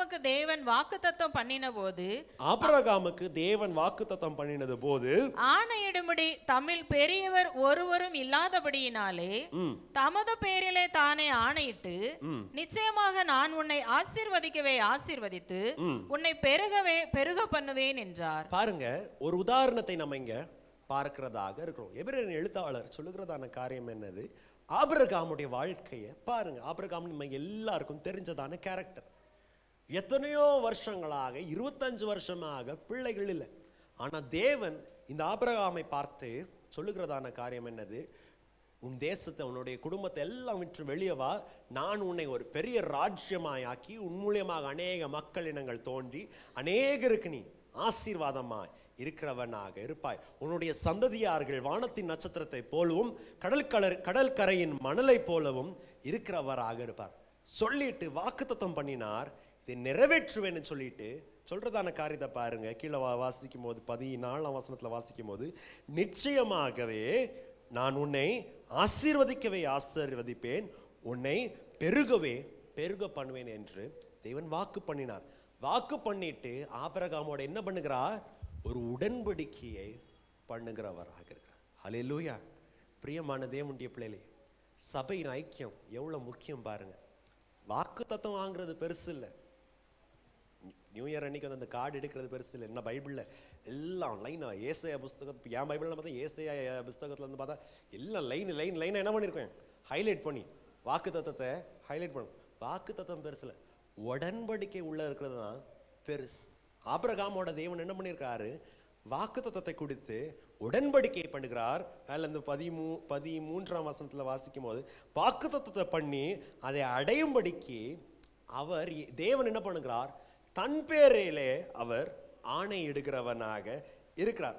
Since now when God made promise to Abraham, since he could not swear by no one greater, he swore upon himself. நான் இதை நிறைவேற்றுவேன் என்று அவர் வாக்குத்தத்தத்தை கூறினார், உடன்படிக்கை பண்ணினார். அர்த்தம் என்னது? யோசித்து பாருங்களேன். நம்ம எங்கேயாவது லோன் வாங்கணும்னா, எங்கேயாவது ஷூரிட்டி வைக்கணும்னா என்னத்தை நம்ம வைப்போம்? ஷூரிட்டிக்கு என்ன வைப்போம்? நீங்கள் சொல்லுங்களேன். வீட்டு பத்திரத்தை வைக்கலாம். வேற என்ன வைப்போம்? வண்டி என்ன பண்ணுவாங்க? சிலவங்க வைப்பாங்க. சிலவங்க வீட்டில் ஏதோ நகை என்ன பண்ணுவாங்க? வைக்கிறதாக இருப்பாங்க. அப்படி அர்த்தம் என்னது? சப்போஸ் காசை எடுத்துட்டு கடன் வாங்கிட்டு கெட்ட முடியல, நம்ம அவனுக்கு கொடுத்ததான அவனுக்கு கொடுத்ததான ப்ராமிஸை ஜனவரி 1 நான் இந்த கொடுத்து கடனை தீர்த்துருவேன், நம்மளால பண்ண முடியலன்னா நம்ம பில்டிங் பத்திரம் யாருக்கு சேரும்? சொல்லுங்களேன், யாருக்கு சேரும்? நீங்க எல்லாம் பயங்கர பணக்காரன் போல பேசுறீங்க. கடனே யாரும் கடன் வாங்காத மாதிரி, இந்த மாதிரி லோன் எடுக்காத மாதிரி பேசுறீங்க. பில்டிங் பத்திரம் யாருக்கு சேரும்? அவங்க சேரும். வண்டி டாக்குமெண்ட் என்ன பண்ணுவான்? அந்த பேங்க்காரன் வண்டி என்ன பண்ணுவான்? தூக்கிட்டு போறதா இருக்கும். யோசித்து பாருங்க, தேவன் என்ன சொல்லுகிறாரு? யார் பேர் ஆணையிடுகிறார்? யார் பேரிலே ஆணையிடுகிறார்? தன் பேரிலே தேவன் ஆணை இடுகிறதாக இருக்கிறார். என்னது? ஆபிரகாமை பார்த்து சொல்லுகிறார், நான் உன்னை ஆசீர்வதிப்பேன். ஆசீர்வதிச்சுட்டு அதோடைய அத்தாட்சி யாரு? நானாக இருக்கேன். ஒருவேளை உனக்கு நான் சொன்னதான வாக்குத்தத்தம் நிறைவேறலைன்னா, டியூ டு அதர் சர்க்கம்ஸ்டான்சஸ், நான் சொன்னதான வாக்குத்தத்தத்தை என்னால் நிறைவேற்ற முடியலன்னா நான் யார் இல்லைன்னு தேவன் சொல்றாரு. Suppose if I cannot fulfil the promise that I have made, நான் கடவுளே இல்லைன்னு தேவன் என்ன பண்றாரு? சொல்லுகிறதாக. ஹல்லேலூயா. பிரியமான தேவனுடைய பிள்ளைகளே, எவ்வளவு உன்னதமான தேவனை நாம் ஆராதிக்கிறவராக இருக்கிறோம். உலகத்தில் இருக்கிறதான மனுஷர்கள், உலகத்தில் இருக்கிறதான ஜனங்கள், ஏன் அநேக நேரம் நம்ம சொந்தக்காரங்க, அநேக நேரம் நம்ம கூட பிறந்தவங்க, நம்ம தலையில் ஏதாவது கவுத்திட்டு நம்மள்ட்ட ஏமாத்தலான்னு பார்க்குறாங்க. அப்படி தானே? ஆனால் தேவன் சொல்கிறார், நான் சொன்னதை நான் நிறைவேற்றுவேன், இல்லைன்னா என் ஸ்தானம் எனக்கு பெருசாக தெரியாது. தன் பேரிலே அவர் ஆணை இடுகிறவராக இருக்கிறார். ஹல்லேலூயா. பிரியமான தேவனுடைய பிள்ளை, அதான் பாருங்க, கீழே வாசிங்க 16ஆம் வசனத்தில் இன்னும் கிளியரா போட்டிருக்கும். மனுஷர் தங்களிலும் பெரியவர்கள் பேரில் ஆணையிடுவார்கள், உறுதி பண்ணப்படும்படிக்கு ஆணையிடுதலே சகல விவாதத்திற்கும் முடிவு. பாருங்க, தமிழ்ல மொட்டையோட முடிச்சு, ஆண்டவர் நம்முடைய கர்த்தராகிய தேவன் தன் பேரில் அவர் ஆணையிட்டதனால வேற ஒன்னத்தையும் அவர் கிரயமாக கொடுக்கவில்லை, வேற ஒன்னத்தையும் அவர் ஷூரிட்டியா கொடுக்கல. நான் ஷூரிட்டியா இருக்கிறதுனால வசனம் சொல்லுகிறது, ஆணையிலே ஒரு விவாதமும் இல்லை. ஹல்லேலூயா. யாரும் என்ன பண்ண முடியாது, சேலஞ்ச் பண்ண முடியாது. ஏன்னா நமக்கு ஷோரட்டியா நிற்கிறது யாரு? தைரியமா சொல்லுங்களேன். எனக்கு ஷோரட்டியா நிற்கிறது யாரு? ஆண்டவர். நான் உன்னை ஆசீர்வதிப்பேன், நான் உன்னை அநேகருக்கு ஆசீர்வாதமா வைப்பேன், உனக்கு ஒரு திறந்த வாசலை வைப்பேன் என்று வாக்குத்தத்தத்தை கொடுத்துட்டு ஷோரட்டியா நிற்கிறது யாரு? ஆண்டவர். அதனால ஒரு விவாதமும் இல்லை. அப்படித்தானே வசனம் போடுகிறதாக இருக்கிறது. ஆனால் கூட பாருங்க, அவர்களுக்கு விவாதவேನು ಇರುವುದಿಲ್ಲ. The oath serves, இங்கிலீஷ்ல போட்டிருக்கேன், the oath serves as a confirmation and there is no dispute. யாரும் போயிட்டு நீங்க எப்படி இது பண்ணலாம், இவரெல்லாம் இது இல்லைன்னு தேவனுக்கு முன்பதாக செய்ய முடியாது. பிரியமான தேவனுடைய பிள்ளைகளே, ஆபிரகாமின் வாழ்க்கை அதுதான் நம்ம என்ன பண்ணுகிறோம், பார்க்கிறதார். அவர் வாக்கு சொன்னார், நீ கால் வைக்கிறதான இடத்தை உனக்கு நான் சுதந்திரமாக கொடுப்பேன். யாருக்கு சொன்ன? அநேக ராஜ்யங்களுக்கு. ஞாபகம் வச்சுக்கோங்க, ஆபிரகாம் காலத்திலேயே நம்ம பாபிலோன் தேசத்தில் பார்க்கும்போது, ஊர் தேசத்தை பார்க்கும்போது பயங்கரம் பெரிய பெரிய கட்டடத்தை என்ன பண்ணியிருப்பாங்க, கட்டியிருப்பாங்க. எத்தனையோ மாடி. இப்போ நம்ம மாடர்ன் ஸ்டாண்டர்டுக்கு 8 ஸ்டோரி 8 பில்டிங்கு அந்த காலத்தில் ஆபிரகாம் பிறந்த ஊரில் கட்டினதாக இருப்பாங்க. பெரிய பெரிய மாளிகை கட்டினதாக. எகிப்தில் பெரிய பெரிய இது இருக்கு, கானான்ல அநேகர் இருக்கு. இவங்க மத்தியில் ஆபிரகாம் எப்படி சுத்துறாரு, ஒரு டென்ட்டை போட்டு என்ன பண்றாரு, சுத்துறதாக இருக்கார். இந்த ஆபிரகாமை பார்த்து ஆண்டவர் சொல்லுகிறார், நீ கால் எடுக்கிறதான தேசத்தை உனக்கு சுதந்திரமாக கொடுப்பேன். ஒரு அடி ஆபிரகாமுக்கு என்ன இல்லை, சொந்த பூமி இல்லை. உண்மையா? உண்மை. பைபிள் வாஸ்தவம் சொல்லுங்க, உண்மையா? ஆமா. ஒரு அடி அவனுக்கு என்ன இல்லை, ஆபிரகாமுக்கு உரிமை இல்லை. மனைவி இறந்த பிறகு அவர் என்ன பண்ணுமா இருந்துச்சு, காசு கொடுத்து எனக்கு பாடி பெரி பண்றதுக்காக வைக்கணும். அப்படின்னா என்னது, அந்த காலத்துல பூர்வீகமாக அவங்களுடைய நிலத்துல தான் என்ன பண்ணுவாங்க, அப்பா தாத்தா பாட்டி எல்லாம் என்ன பண்ணுவாங்க, வைப்பாங்க. ஆபிரகாம் ஊர் தேசத்துக்கும் போக முடியாது. ஊர் தேசத்துக்கு போய் நிலம் எல்லாத்தையும் விட்டு விட்டு தான் வந்திருக்கிறாங்க. இருக்கிறதான கானான் தேசத்துலயும் என்ன இல்லை, ஒரு அடி நிலம் இல்லை. ஆனா தேவன் சொன்னதான வாக்குத்தத்தத்தை கர்த்தர் நிறைவேற்றினார். ஹல்லேலூயா. பிள்ளைய பாருங்க, 25 வருஷமாக இருக்கும் போதே 75 வயசு, 25 வருஷமாக பிள்ளை இல்லை. ஆனா பாருங்க, தேவன் சொன்னதான வாக்குத்தத்தத்தை நிறைவேற்றினார். சரீரம் செத்து போனதாக இருந்தது. சாரலுடைய சரீரத்துல ஸ்திரீகளின் வழிபாடு நின்று போனதாக இருந்தது. ஆனா தேவன் எதற்காக அவர் நிறைவேற்றினார், அவர் சொன்னதான வார்த்தைக்கு சாட்சியாரு அவரே தன் பேரிலே ஆணையிட்டார். நான் உன்னை ஆசீர்வதித்து, நான் உன்னை ஆசீர்வதிக்கவே ஆசீர்வதித்து உன்னை நான் பெருகுவேன் என்று கர்த்தர் தன் பேரிலே ஆணையிட்டவராக இருந்தார். எதுக்காக ஆபிரகாமுடைய லைஃப் நம்மளுக்கு முக்கியம் என்றார், கீழே அப்படியே பைபிளை பாருங்க தான் சொல்லுங்க. பைபிளில் தான் லைனாக தான் நம்ம வாசிட்டு வர்றதாக இருக்கும். 17ஆம் வசனத்துல வாசிக்கும் போது இப்படி நம்ம வாசிக்கிறதாக. வாசிங்க 17ஆம் வசனம். அந்தபடி தேவனும் வாக்குத்தத்தம் பண்ணப்பட்டவைகளை சுதந்தரித்துக் கொள்ளுகிறவர்களுக்கு தமது ஆலோசனையின் மாறாத நிச்சயத்தை பரிபூரணமாய் காண்பிக்கும்படி சித்தமுள்ளவராய் ஓர் ஆணையினாலே அதை ஸ்திரப்படுத்தினார். எதற்காக? யாரெல்லாம் இந்த ஆபிரகாம் சந்ததியிலே விசுவாசத்தினாலே சேர்க்கப்படுகிறோமோ, நமக்கு ஒரு உதாரணத்தை காமிக்கும்படியாக, நமக்கு ஒரு எக்ஸாம்பிளை காமிக்கும்படியாக, நமக்கு நீ பாரு, ஆபிரகாமை பாரு, நான் ஆபிரகாமை ஆசீர்வதித்தேன், உன்னை ஆசீர்வதிக்க மாட்டேனோ என்று நம்மளுக்கு ஒரு உதாரணத்தை காமிக்கும்படியாக தேவன் ஆபிரகாமுக்கு வாழ்க்கையிலே நிறைவேற்றினவராக இருந்தார். ஹல்லேலூயா. பிரியமான தேவனுடைய பிள்ளைகளே, ஏசாயா 51ஆம் அதிகாரம் 2ஆம் வசனத்துல வாசிக்கும் போது தேவனுடைய வார்த்தை தீர்க்க தரிசனமாக தேவனுடைய ஜனங்களுக்கு சொல்லுகிறதான காரியம் பாருங்க. நீங்க மேல 1ஆம் வசனத்துல இருந்து வாசிக்கும் போது, ஏசாயா 51 1ஆம் வசனத்துல இருந்து வாசிக்கும் போது, இஸ்ரவேல் ஜனங்களே, நீங்க வெட்டி எடுக்கப்பட்டதான கண்மலை என்ன பண்ணுங்க பாருங்க. நீங்க யார் குடும்பத்துல சேர்ந்திருக்கிறீங்க பாருங்க. 2ஆம் வசனத்துல இருந்து வாசிங்க. இப்போ உங்கள் தகப்பனாகிய ஆபிரகாமையும் உங்களை பெற்ற சாராளையும் நோக்கி பாருங்கள். அவன் ஒருவனாயிருக்கையில் நான் அவனை அழைத்து அவனை ஆசீர்வதித்து அவனை பெருக பண்ணினேன். ஹல்லேலூயா. பிரியமான தேவனுடைய ஆபிரகாமின் உதாரணத்தை நம்ம எங்க எதுக்கு பார்க்கிறோம்? தேவன் தன்னுடைய பிள்ளைகளை பிரச்சனை போராட்டம் வரும்போது உறுதியாக இருக்கும்படியாக, அவரை பிடித்து கொள்ளும்படியாக, to find refuge in him, அவர்கிட்ட அவர் நம்மளை ஆறுதல் படுத்தும்படியாக தேவன் 2 காரியத்தை பண்ணினார். என்னது? வாக்குத்தத்தத்தை பண்ணுகிறார். வாக்குத்தத்தத்தை பண்ணுகிறது மாற்றமல்ல, நம்மளோடு உடன்படிக்கை பண்ணி தன் பேரில் ஒரு ஆணையிட்டு சொல்கிறார், நான் இதை என்ன பண்ணுவேன்? நிறைவேற்றுகிறவனாக இருப்பேன். ஹல்லேலூயா. பிரியமான தேவனுடைய பிள்ளைகள், நம்முடைய வாழ்க்கையில் ஒருவேளை அநேக நாட்களாக, நீண்ட நாட்களாக நாம் ஜெபிச்சு நம்முடைய ஜெபத்துக்கு ஒருவேளை பலன் அற்று போயிருக்கலாம், ஒருவேளை சோர்ந்து போறதாக இருக்கலாம்.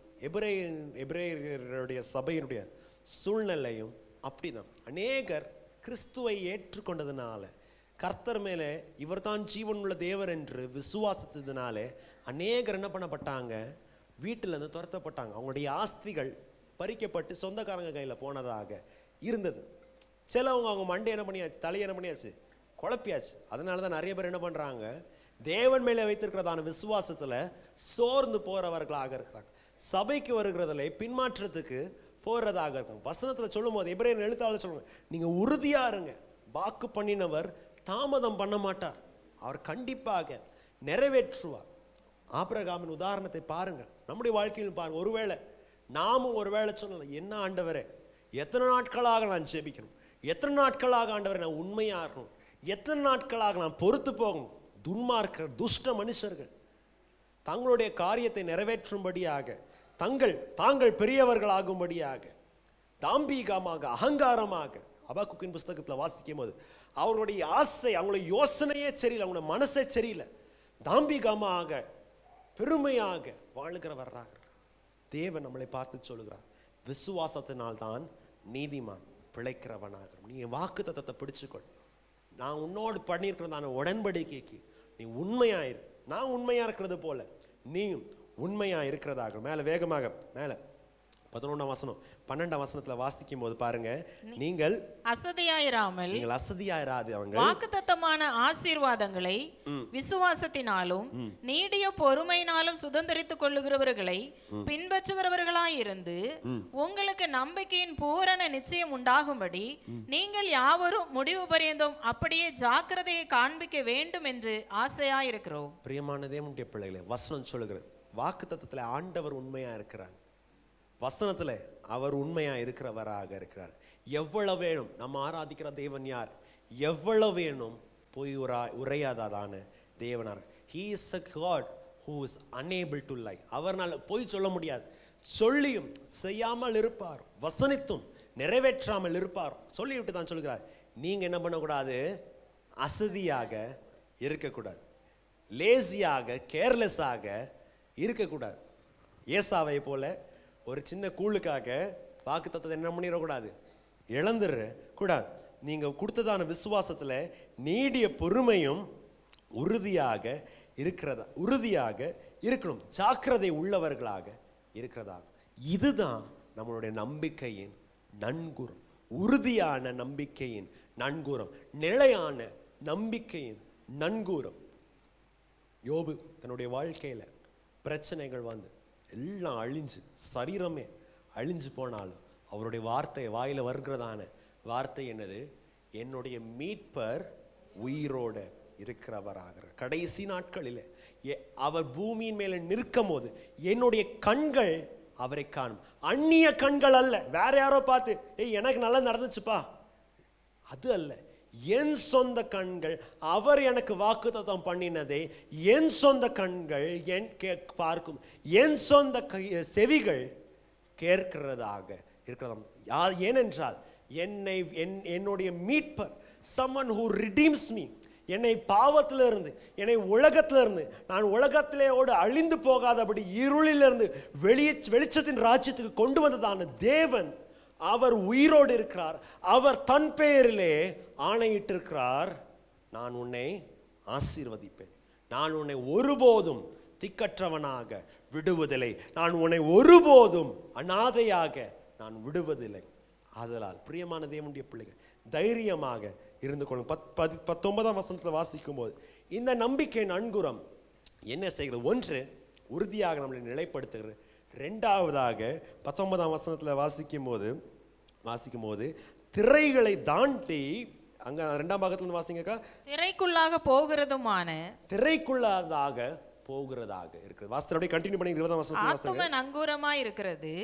நமக்கு முன்னோடினவராகிய இயேசு மெல்கிசேதேக்கின் முறைமையின்படி நித்திய பிரதான ஆசாரியராய் நமக்காக அந்த திரைக்குள் பிரவேசித்திருக்கிறார். பாருங்க, வசனம் என்ன சொல்லுகிறதாக இருக்கு? திரைக்குள்ளே தாண்டி மகா பரிசுத்த ஸ்தலத்திலே ஒருத்தர் இருக்கிறார். மகா பரிசுத்த ஸ்தலத்திலே ஒருத்தர் இருக்கிறார். என்னுடைய ஆத்மாவின் நன்குரம், the hope that I have, the trust I have in God. ஒன்று என்ன பண்ணுது? உறுதியாக என்ன நிலைப்படுத்துது. ரெண்டாவதாக திரையை தாண்டி அங்க ஒரு தேவனிடத்திலே போகிறதாக, ஒரு தேவனுடைய கிருபாசனத்திலே போய் அவருடைய கால்களுக்கு முன்பதாக சாஷ்டாங்கமாக விழும்படியாக செய்கிறதாக. என்னது? ஆண்டவரே, உம்மை அல்லாமல் எனக்கு சகாயம் இல்லை. பழைய பாட்டில் இல்லைன்னா ராஜா அவர்களின் காலத்தில் ராஜா கிட்ட ஏதாவது ஒரு நன்மையை செய்யணும்னா கீழர்கள் எல்லாம் அதிகாரம் தாண்டி தாண்டி தாண்டி கடைசியாக ராஜாட்ட போய் என்ன பண்ணுவாங்க? அப்பீல் பண்ணுவாங்க. அப்பீல் பண்ணிட்டு ராஜா காலை பிடிச்சிட்டு, அந்த சிங்காசனத்தோடைய அந்த காலை பிடிச்சிட்டு, ராஜாவே எப்படியாவது எனக்கு என்ன பண்ணுங்க செய்கிறதாக. அதனால தான் நம்ம இந்தியாவில் கூட ஏதோ ஒரு பிரச்சனையாகி கோர்ட்டில் போய் போய் போய் போய் போய் கடைசியில் சுப்ரீம் கோர்ட்டு ஆமாம் இவனுக்கு மரண தண்டனை கொடுத்தாலும் அந்த கைதி என்ன பண்ணலாம்? பிரசிடெண்ட்டை போய் லெட்டர் எழுதி, பிரசிடெண்ட்டே நீங்கள் எனக்கு எப்படியாவது தயவு செஞ்சு இந்த தண்டனையிலேருந்து என்ன பண்ணுங்கன்னு விடுதலை செய்யுங்கன்னு பிரசிடெண்ட் அந்த இவன் பண்ண லெட்டருக்கு ஓகே சைன் பண்ணால், இவன் இவ்வளோ பெரிய கைதியாக இருந்தாலும் இவனுக்கு மரண தண்டனை வருவதில்லை. புரிஞ்சிச்சா? நான் சொன்னது புரிஞ்சிச்சா? பழைய பாட்டில் பார்க்கும்போது தேவனுடைய தயவு பெறும்படியாக ஜனங்கள் மேலே, இஸ்ரவேல் ஜனங்கள் மேலே தேவனுடைய கருணை தயவு பெறும்படியாக பிரதான ஆசாரியன் யோம் கிப்பூர் அன்றைக்கு, இல்லாவிட்டால் அந்த வருஷத்தின் ஒரு நாள், டே ஆஃப் அட்டோன்மெண்ட் அன்னைக்கு என்ன பண்ணுவார்? அந்த திரையை தாண்டி பிரதான ஆசாரியர் மகா பரிசுத்த ஸ்தலத்துக்கு போகிறதா இருந்து ஜனங்களுக்காக விண்ணப்பத்தை பண்ணுகிறதாக இருப்பார். அது வருஷத்துக்கு ஒரு நாள் தான் என்ன பண்ண முடியும்? இவர்னால போக முடியும். உங்களுக்கு வசனம் தெரிஞ்சனால நான் அதிகமாக அதுக்குள்ள போல. இப்போ தேவன் மேலே நாம் நம்பிக்கை வைத்திருக்கிறதான நம்பிக்கையினால இப்போ நம்ம என்ன பண்ணலாம்? வெறும் வெறும் பரிசுத்த ஸ்தலத்தின் மாத்திரம் அல்ல, இல்லை வெறும் பிரகாரத்தின் மாத்திரம் அல்ல, இல்லை வெறும் தேவாலயத்தை எங்கேயோ மூலையில் மாத்திரம் அல்ல, தைரியமாக நம்ம என்ன பண்ணலாம்? அந்த திரையை தாண்டி தேவனுடைய சிங்காசனத்துக்கு முன்பதாக போய், ஆண்டவரே என்னுடைய ஆத்மாவுக்கு இது செய்யுங்க, என்னுடைய ஜீவனுக்கு இதை செய்கிறதா, என்னுடைய வாழ்க்கைக்கு இது செய்கிறதாகிறங்கன்னு தேவனை பிடித்து கொள்ளணும். ஹல்லேலூயா. எதற்காக? 20ஆம் வசனத்தில் வாசிக்கும், நமக்கு முன்னோடியாய் ஒருத்தர் என்ன பண்ணியிருக்கிறார்? ஆல்ரெடி அங்கே போய் வெயிட் பண்ணிட்டு இருக்கிறாரு. நம்ம போய் பயத்தோட போக வேண்டாம். ஐயோ தேவன் என்னை கொன்றுவாரோ, ஐயோ தேவனுடைய தண்டனை எனக்கு விழுமோன்னு நம்ம போக வேண்டாம். நமக்கு முன்னோடியாய், தமிழ் அழகா போட்டிருக்கு, முன்னாடி ஒருத்தர் என்ன பண்ணியிருக்காரு? போய் நமக்காக அவர் வெயிட் பண்ணிட்டு இருக்கிறார். ஹல்லேலூயா. பிரியமான தேவனுடைய பிள்ளைகளே, வசனத்தை தான் நம்ம வாசிக்கிறோம். நம்மளுடைய தேவன் தான் சொல்லுகிறார், உன் வாயில சொல் வர்றதுக்கு முன்னாடியே, உன் மனசுல என்ன கேள்வி இருக்கிறதுக்கு முன்னாடியே நான் பதில் சொல்றதுக்கு என்னவா இருக்கிறேன்? ரெடியாக இருக்கணும். அப்படிதானே? ஹல்லேலூயா. வேற யாரு இப்படி சொல்ல முடியும்? வேற யாரு இப்படி சொல்ல முடியும்? உன் வாயில சொல் பெறறதுக்கு முன்பதாக உனக்கு என்ன தேவைன்னு நான் அறிஞ்சிருக்கிறேன். உன் பரமபிதா உனக்கு தேவையானதை அவர் அறிந்திருக்கிறார். வசனம் பாருங்க, நமக்கு முன்னோடியாக, நமக்கு முன்பதாக ஒரு திரையை தாண்டி அங்கே நமக்காக காத்திருக்கிறார். அர்த்தம் என்னது? பிரியமான தேவனுடைய பிள்ளைகளே, நான் வேகமாக செல்கிறேன். இந்த பெரிய அதிகாரிகள் வரும்போது, பெரிய மினிஸ்டர்கள் வரும்போது, ஒரு நாள் முன்னாடி இல்லைன்னா கொஞ்ச நேரம் முன்னாடி என்ன பண்ணுவாங்க? இந்த ஸ்பெஷல் டீமை அனுப்புவாங்க. இப்போ நம்மளுக்கு ஞாபகம் இருந்தால், சில மாதங்களுக்கு முன்பதாக நம்ம இந்த மாகடி ரோடு, இந்த ஃபர்ஸ்ட் ரோட்டில் மோதி என்ன பண்ணார்? அந்த வண்டியில் என்ன பண்ணார்? ஸ்பீடாக என்ன பண்ணார்? நம்ம ஏரியாவில் வந்துட்டு போனார். ஆனால் அவர் அந்த ரோட்டில் வரணுன்னா ஒரு மாதம் முன்னாடி என்ன பண்ணுவாங்க? பிளான் பண்ணிட்டு இருப்பாங்க. இந்த ரோட்டில் எப்படி இருக்கும்? இந்த ரோட்டில் ஏதாவது கோளாறு இருக்கா? இது யாராவது அட்டாக் பண்ண முடியுமா? எத்தனை பில்டிங் இங்கே இருக்குது? இதனால நம்ம ஐயாவுக்கு ஏதாவது கேடு வருமா? எல்லாம் ஒரு மாதமாக பிளான் பண்ணோம். அவருடைய வண்டி வர்றதுக்கு முன்னாடி முதல்ல என்ன பண்ண? ஒரு வண்டி வரும், இந்த மிலிட்ரிக்காரங்க, பிளாக் கேட்ஸ் இருக்கவங்க வருவாங்க. ஏதாவது பிரச்சனை நடக்கான்னு எல்லாம் வழி என்ன பண்ணணும்? சரியாக்கிட்டு தான் போகணும். அப்படி தானே? அவர் ஸ்பீடாக அவருடைய வண்டியில் வரும்போது இங்கே நம்ம ஆளுக்கு அந்த பெரிய டிவிஎஸை நடி ரோட்டில் ஓட்டிட்டு நம்ம ரோட்டில் ஓட்டுற மாதிரி ஓட்டிட்டு போனேன் என்ன ஆகும்? அவர் எவ்வளோ அர்ஜென்ட்டாக வர்றவங்க நம்ம வண்டி பின்னாடி தான் என்ன பண்ணணும் வர்றதாக இருக்கும். ஸோ அதுக்கு அப்படி ஆகக்கூடாதுன்னு என்ன பண்ணுவாங்க, ரோடெல்லாம் க்ளீன் பண்ணி வழி என்ன பண்ணுவாங்க சரிப்படுத்துறதாக. இயேசுவானவர் என்ன பண்ணியிருக்கிறாங்க, நமக்கு ஒரு புதிய ஜீவ மார்க்கத்தை உண்டு பண்ணியிருக்கிறாங்க, புதிய வழியை உண்டு பண்ணி நமக்காக அங்கே நமக்காக பரிந்து பேசும்படியாக அந்த திரையை தாண்டி மகா பரிசுத்த ஸ்தலத்திலே அவர் இருக்கிறவராக இருக்கிறார். நம்மளுடைய நம்பிக்கை உறுதியாக இருக்கிறது மாத்திரமல்ல, கஷ்டத்தை திருடமாக இருக்கிறது மாத்திரமல்ல, அது தேவனுடைய அவருடைய பாதத்தில் போய் விழும்படியாக செய்கிறதாக. ஹல்லேலூயா. விசுவாசி என்றால் என்னது? அதான் நான் காலையிலேருந்து சொல்லிட்டு இருக்கேன். விசுவாசி என்றால் என்னது? நான் அவரை நம்பியிருக்கேன், எனக்கு நன்மை வரணும்னா, எனக்கு ஏதாவது வரணும்னா, எனக்கு சகாயம் பெறணும்னா, எனக்கு நன்மை வரணும்னு, எனக்கு வர்றதான கேடுகள், எனக்கு வர்றதான தீங்குகள் வந்து எனக்கு விடுதலை பெற வேண்டும் என்றால் நான் யாரை தான் பிடிக்கணும்? தேவனை பிடிக்கிறதாக இருக்கு. ஹல்லேலூயா. வசனம் உங்களுக்கு தெரியும். பேதுருவானவர் ஆண்டவரை பார்த்து சொல்லும் போது இப்படி சொல்கிறார், ஆண்டவரே உம்மை தவிர வேற யார் இடத்துல போவோம்? வாழ்வு தருகிறதான ஜீவ வார்த்தை யார்கிட்ட உண்டு? உம்மிடத்துல தான் உண்டு. ஹல்லேலூயா. யார் இடத்துல நம்மளால போக முடியும்? யோசித்து பாருங்க, யார் இடத்துல நம்மளால போக முடியும்? நம்மள்ட்ட அவ்வளோ பணம் இருக்கா, இல்லை நம்மளுக்கு அவ்வளோ அதிகாரிகள் தெரிகிறதா இருக்கா? ஆனால் யார் நம்மள்ட்ட இருக்கிறாங்களோ இல்லையோ, நமக்கு ஒரு பெரிய நம்பிக்கை இருக்கு. நமக்காக ஒருத்தர் என்ன பண்ணியிருக்காரு, திரையை தாண்டி நமக்காக பிதாவோடு பரிந்து பேசுகிறவராக இருக்கார். அவர் நம்மளுடைய விண்ணப்பத்தை கேட்கிறதுக்காக, நம்முடைய ஜெபத்தை கேட்கிறதுக்காக ஆவலுடன் எதிர்பார்க்கிறவராக இருக்கிறார். ஹல்லேலூயா. எப்போ என் பிள்ளை என்கிட்ட பேசுவான், எப்போ என்னுடைய பிள்ளை தன்னுடைய விண்ணப்பத்தை, தன்னுடைய பாரத்தை தண்ணீரை போல என்னுடைய சமூகத்தில் ஊற்றுவான் என்று நமக்காக ஒரு தேவன் என்ன பண்ணுகிறார், நம்மை போல நமக்காக பரிதபிக்கிறதான பிரதான ஆசாரியராக இருக்கிறவராக இருக்க. ஹல்லேலூயா. பிரியமான தேவனுடைய பிள்ளைகளே, வசனத்தை தான் சொல்லுது. எபிரேயர் நிருபம் 4 அதிகாரம் 14 வசனத்துல இருந்து 14 to 16 14 வசனத்துல இருந்து 16 வசனம் வரைக்கும் வாசிக்கும் போது இதுதான் என்ன பண்ணுகிறோம், நம்ம வாசிக்கிறதாக இருக்கும். வாசிங்க, 14 வசனத்துல வாசிங்க. வானங்களின் வழியாய் பரலோகத்துக்கு போன தேவகுமாரனாகிய இயேசு என்னும் மகா பிரதான ஆசாரியர் நமக்கு இருக்கிறபடியால் நாம் பண்ணின அறிக்கையை உறுதியாய் பற்றி கொண்டிருக்க கடவோம். நாம் என்ன பண்ணணும்? நாம் பண்ணினதான அறிக்கையை உறுதியாக பற்றி கடுக்கிறதா. கர்த்தரோட நீங்க உடன்படிக்கை பண்ணது வேஸ்டா இல்லை. கர்த்தருடைய பந்தியில நீங்க நித்தமும் பானம் பண்ணுகிறது அது என்னதோ ஒரு சாம்பிரதாயம் இல்லை. முட்டாள்கள், மூர்க்கர்கள் தான், நம்ம துஷ்ட மனுஷர்கள் தான் அப்படி சொல்லுவாங்க, உன்னுடைய இது விசுவாசம் சரியில்லை, உன்னுடைய ஞானஸ்தானம் சரியில்லை. அதுக்கு தேவன் அவ்வளோ வேல்யூ கொடுக்கிறதாக இருக்கிறார். ஹல்லேலூயா.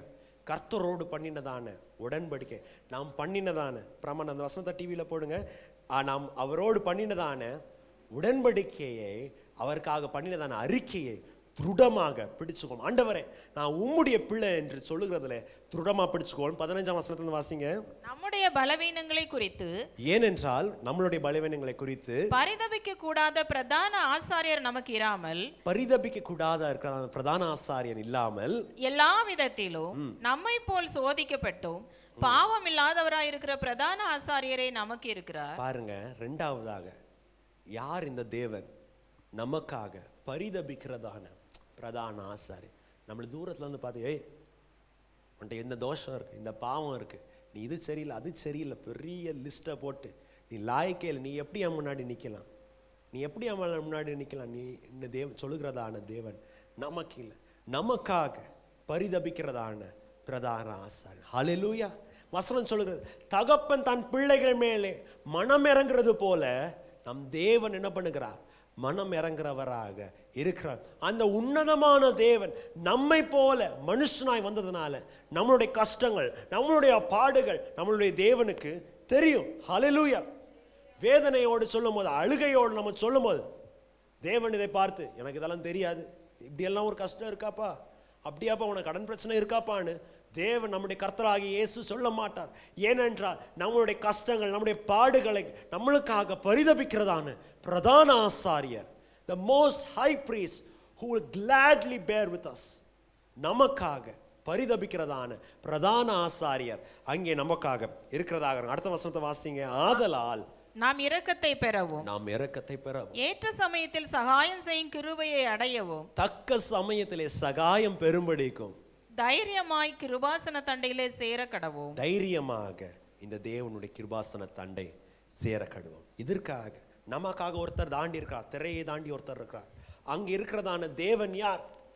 அவர் நமக்காக பரிதபிக்கிறதான பிரதான ஆசாரியராக இருக்கிறார். அவர் முற்றிலும் நம்மளை ரட்சிக்கிறதுக்கு போதுமானவராக. அந்த 16 வசனத்தை டிவியில் போடுங்க, verse 16 போடும் வசனத்தில் சொல்லுகிறதாக இருக்கும்போது இப்படி இருக்கிறதான சூழ்நிலையில நாம் தைரியமாக தேவனுடைய கிருபாசன தண்டை நாம் வர முடியும். ஆதலால் நாம் இரக்கத்தை பெறும்படியாக இந்த உன்னதமான தேவன்கிட்ட, வாக்கிலே மாறாத தேவன் இடத்துல, வார்த்தையிலே பொய் உரையாததான தேவன்ல, வார்த்தையிலே உறுதியான தேவன் இடத்துல அவர்கிட்ட இரக்கம் பெறும்படியாக, ஏற்ற சமயத்தில் சகாயம் பெறும்படியாக, போகிறதான இடத்துல வச்சிருக்கிறதான பெரிய பெரிய வாழ்க்கையில் இருக்கிற பெரிய பெரிய தீர்மானத்தில் ஏற்ற சமயத்தில் சகாயம் பெறும்படியாக, ஏற்ற சமயத்தில் வழிவாசல்கள் திறக்கும்படியாக நாம் என்ன பண்ணலாம்? தைரியமாக கிருபாசன தண்டை போகிறதுக்கு நமக்கு அதிகாரத்தை தேவன் கொடுத்தவராக இருக்கிறார். ஹல்லேலூயா. ஏனென்றால் தேவன் நம்மளை பார்க்கும் போது ஏதோ ஒரு பக்தனாக பார்க்கல, ஏதோ ஒரு பாவியாக பார்க்கல. உடன்படிக்கை பண்ணினதான தன்னுடைய பிள்ளைகளை தேவன் பார்க்கும் தன்னுடைய சொந்த பிள்ளையாக தான் தேவன் பார்க்கிறவராக இருக்கிறார். ஆம், அவர் உன்னதமான ராஜா தான். ஆம், அவர் வானத்தையும் பூமியும் சிருஷ்டித்தவர் தான். ஆனா என்றைக்கு நாம் அவரோட உடன்படிக்கை பண்ணினோமோ, என்றைக்கு அவரை நாம் உறுதியாக பிடித்து கொண்டோமோ, the relationship is different. நம்ம சபையோடு என்றைக்கு நாம் ஐக்கியம் வைத்தோமோ அந்த ஐக்கியம் வித்தியாசம். தேவனோடு இருக்கிறதான தொடர்பு வித்தியாசம். தேவன் நம்மளை பார்த்து, பக்தனே, என்னுடைய பிரஜையன் பார்க்க மாட்டார். நாம் ஞானஸ்தானம் எடுத்து, கர்த்தருடைய ரட்சிக்கப்பட்ட ஞானஸ்தானம் எடுத்து கர்த்தருடைய பந்தியில் நாம் சேரும் போது தேவன் நம்மளை பார்க்கும் போது சொந்த பிள்ளையாக தான் தேவன் நம்மளை பார்க்கிறதாக தான் வசனம் சொல்லுங்க. ஏற்ற வேளையில் சகாயம் வரும்படியாக தைரியமாக அவருடைய கிருபாசன தண்டை நாம் சேருகிறவராக இருப்போம். பிரியமான தேவனுடைய பிள்ளைகள், வசனத்துக்கு நேராக நாம் வாசித்ததான வசனத்துக்கு நேராக நாம் போகிறதாக அந்த நம்பிக்கை நமக்கு நிலையும் உறுதியும், அது திரைக்குள்ளே போயும் நமக்கு ஆத்துமா நன்கூரமாக. ஹல்லேலூயா. பிரியமான தேவனுடைய பிள்ளை, நம்மளுடைய நம்பிக்கை, நம்மளுடைய விசுவாசம் யாரோ சொன்னதான ஒரு வார்த்தை மேலே இல்லை, இல்லாட்டா ஏதோ ஒரு தத்துவ ஞானி சொன்னது வண்ணமாக. அதான் சொன்ன Christianity is not a philosophy of life. ஏதோ ஒரு தத்துவ ஞானம் இல்லை, இல்லைன்னா வாழ்க்கை முறை அல்ல. It is based on a person. அது ஒரு நபரை குறித்து இருக்குது. அந்த நபர் யாரு? என்னுடைய கர்த்தராகிய இயேசுவானவர். இந்த கர்த்தராகிய இயேசுவான தேவன் யாரு? அவர் தன்னுடைய சொந்தத்தை பார்க்காதபடி தன்னையை எனக்காக அவர் ஒப்பு கொடுத்ததாக இருக்கிறார். இவர் மேலதான் நான் நம்பிக்கை வைத்ததாக இருக்கிறேன். ஆதலால் பிரியமான தேவனுடைய பிள்ளைகள், நாமும் இன்றைக்கு நம்மளை பார்த்து சங்கீதக்காரனை போல நாம் சொல்ல முடியுமா? சங்கீதம் 43 சங்கீதம் 5 வசனத்தை நாம் வாசிக்கணும். எல்லாரும் வசனத்தை எடுங்க. 43 5 வசனம். எல்லாம் சேர்ந்து வாசிக்கிறோம். 43 5 எல்லாரும் வாசித்துருவோமா? டிவியில் போடுங்க. சங்கீதம் 43 சங்கீதம் கடைசி வசனம் 5 வசனம். ஓகே இருங்க. மேலே இருந்து வாசிக்கும் போது நம்மளுக்கு தெரிஞ்சதான சங்கீதம். ஆண்டவரே, உங்களுடைய வெளிச்சத்தை எனக்கு அனுப்புங்க, உங்களுடைய பரிசுத்த ஸ்தலத்துக்கு நேராக என்னை அது நடத்துகிறதாக. 3 வசனத்துல நான் வேகமாக வாசிக்கிறேன். உங்களுடைய வெளிச்சத்தை, உங்களுடைய சத்தியத்தை அனுப்பும், அதை என்னை நடத்தி உங்களுடைய பரிசுத்த பர்வதத்து வரைக்கும் அதை என்னை கொண்டு போகிறதாக இருக்கும். அப்பொழுது தேவனுடைய பலிபீடத்துல எனக்கு ஆனந்தம் தருகிறதான, என் முகம் மலர்ச்சி தருகிறதான தேவனை நான் துதிக்கிறதாகும் சொல்லிவிட்டு சங்கீதக்காரன் சொல்லுகிறதான காரியம் 5 வசனம். இப்ப வாசிங்க. என் ஆத்துமாவே, நீ ஏன் கலங்குகிறாய்? ஏன் எனக்குள் திகைக்கிறாய்? தேவனை நோக்கி காத்திரு, என் முகத்துக்கு ரட்சிப்பும் என் தேவனானவரை நான் இன்னும் துதிக்கிறவனாக இருப்பேன். ஹல்லேலூயா. ஏனென்றால் நான் கவலைப்பட தேவையில்லை, நான் கண்ணீர் வடிக்க தேவையில்லை, எல்லாரையும் நான் அனாதையா விட்டுட்டாங்கன்னு ஒண்டியாக இருக்க தேவையில்லை. எனக்கு ஒரு நம்பிக்கை தேவன் கொடுத்திருக்கிறார். இந்த நம்பிக்கை எனக்கு நன்கூரமாக இருக்கிறது. இந்த நம்பிக்கை என்னை தைரியமாக திரையை தாண்டி தேவனுக்கு முன்பதாக தைரியமாக நான் போகிறதுக்கு, அவருடைய பரிசுத்த பர்வதத்துக்கு, என்னுடைய சுயத்தை, என்னுடைய சுகபோகத்தை விட்டுவிட்டு இந்த நம்பிக்கை அவருடைய பாதத்தை தைரியமாக பிடிக்கும்படியாக செய்கிறது. ஏனென்றால் அவர் எனக்காக எல்லாவற்றையும் செய்கிறதாக. என் ஆத்துமாவே ஏன் நீ கலங்குகிறாய், ஏன் உனக்குள்ளே திகைக்கிறவராக இருக்காய், என் முகத்துக்கு ரட்சிப்பு அவர்தான். அப்படின்னு அர்த்தம் என்னது? ஜனங்களுக்கு முன்பதாக தலை குனிஞ்சு போகாத, அப்படி ஜனங்களுக்கு முன்பதாக நம்ம பாஷையில தான், நம்ம தமிழ் பாஷையில தான் சொல்லுவாங்க, என்னது, அவனை கேட்குற கேள்வியில் என்ன பண்ணும், அவன் மூஞ்சில் என்ன பேர் பூசணும், கரியை பூசணும். கறி பூசி எல்லாருமே அவமானப்படுத்துறதாக இருக்கும். எலெக்ஷன் டைம் உங்களுக்கு தெரியும், இந்த நம்ம ஐயாவுக்கு நம்ம தாடி தாத்தாக்க எகெயின்ஸ்ட் அப்போனன்ட் பார்ட்டி மூஞ்சியில் அவங்கள அவமானப்படுத்துறதுக்காக என்ன பண்ணுவாங்க, அவங்க மேலே இங்கோ பெயிண்டை என்ன பண்ணுவாங்க, ராவறதாக இருக்கும். ஏன்னா அவங்க அவமானப்படணும். நம்முடைய வாழ்க்கையில் அநேகர் நம்மளை அவமானப்படுத்துறதுக்காக இருப்பாங்க. ஆனால் நம்மளுடைய தேவன் யாரு? நம்மளுடைய முகத்தின் ரட்சிப்பாக இருக்கிறார். நம்முடைய சத்துருக்களுக்கு முன்பதாக நம்மளை தலையை உயர்த்தி, நம்முடைய சத்துருக்களுக்கு முன்பதாக ஒரு பந்தியை உண்டாக்கி, அவர்களுக்கு முன்பதாக நம்மளை அபிஷேகம் படுத்தி, நம்மளுடைய பாத்திரம் நிரம்பி வளைந்து அநேகருக்கு நம்ம ஆசீர்வாதமாக இருக்கும்படியாக செய்கிறதான தேவன் தான் நம்மளுடைய தேவனாக இருக்கிறார். ஹல்லேலூயா. அவர் மேலே நாம் நம்பிக்கையாக வைத்திருக்கிறோம். ஆதலால் பிரியமான சபையே, அது நம்மளுக்கு ஆத்துமாவின் நன்கூரமாக இருக்கு. பிரச்சனை போராட்டங்கள் வந்தால் அலையில் அடிச்சுட்டு போறதான, காத்துல பறக்கிறதான ஒரு குச்சை போல, ஒரு பேப்பரை போல நம்முடைய வாழ்க்கை அல்ல. உறுதியாக அவரை நாம் பிடித்து கொள்ள முடியும். உறுதியாக அதை நம்ம நிலைப்படுத்த தைரியமாக அவருடைய பரிசுத்த ஸ்தலத்துக்கு நாம் செல்லும்படியாக, சகாயம் பெறும்படியாக செய்கிறதா. கர்த்தரை நோக்கி நாம் ஜெபிக்கிறவர்களாக இருப்போமா? தேவனை நோக்கி, ஆண்டவரே என்னை ரட்சித்து நீர் எனக்கு நம்ப பண்ணி அநேக வாக்கு தத்தத்தை கொடுத்தீர். உம்மை பிடித்து கொள்ளும்படியாக என்னோடு ஒரு உடன்படிக்கையை பண்ணி உம்முடைய பேரின் மேலே நீர் பிரமாணம் வைத்து, நான் உன்னை ஆசீர்வதிக்கவே ஆசீர்வதிப்பேன், நான் உன்னை பெருகவே பெருக பண்ணுவேன் என்று எங்களுக்கு வாக்கு கொடுத்தீர்.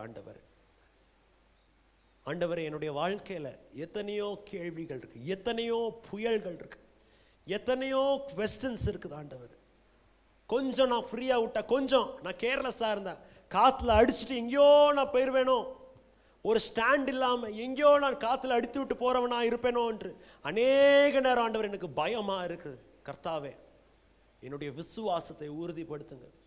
விசுவாசி என்று என்னை பெயர் சொல்லி அழைத்திருக்கிறீங்க. என்னுடைய விசுவாசத்தை உறுதிப்படுத்துங்க. என்னுடைய அவிசுவாசம் நீங்கும்படியாக கர்த்தாவே எனக்கு உதவி செய்யுங்கள் ஆண்டவர். தேவனே எனக்கு தயவு பாராட்டுங்கள் ஆண்டவர். உண்மையே நாங்கள் பிடித்திருக்கும்படியாக எவ்வளவு வேணும் நாங்கள் நம்பியிருக்கிறதான, நாங்கள் விசுவாசம் வைத்திருக்கிறதான, உம்முடைய கரத்தை பிடித்திருக்கிறதான உண்மை நாங்கள் ஒருபோதும் விட்டு விலகாதபடி உறுதியாக பிடித்துக் கொள்ளும்படியாக எங்களுக்கு சகாயம் செய்யுங்கள் கர்த்தாவே. மனுஷர்களை நோக்காதபடி, ஜனங்களை நோக்காதபடி, ஏற்ற வேளையிலே சகாயம் பெறும்படியாக, ஏற்ற வேளையிலே நாங்கள் தயவு பெறும்படியாக கர்த்தாவே உம்முடைய பாதத்தில் விழும்படியாக, உம்முடைய சமூகத்தில் நாங்கள் போகும்படியாக எங்களுக்கு உதவி செய்.